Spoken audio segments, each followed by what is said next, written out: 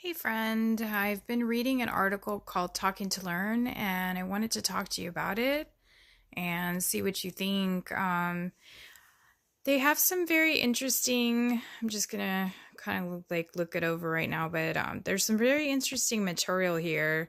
And I know we've been having a lot of conversations about how students learn in the classroom. And so I wanted to kind of share with you some things that I found really interesting in this article, which has it's an academic article that has a study in it. One of the things that I was very interested in um, was a lot of times we talk about how students and all of us really that we learn by teaching.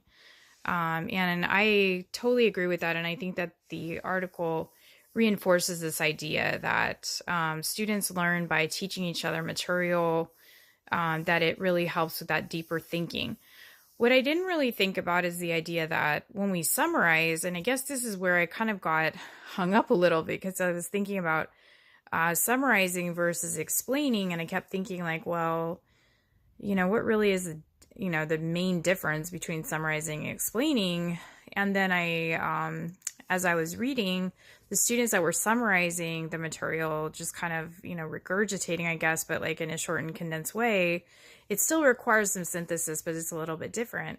And those students were doing things like just kind of memorizing, like organizing things as we would for a test, right? The five major areas or something.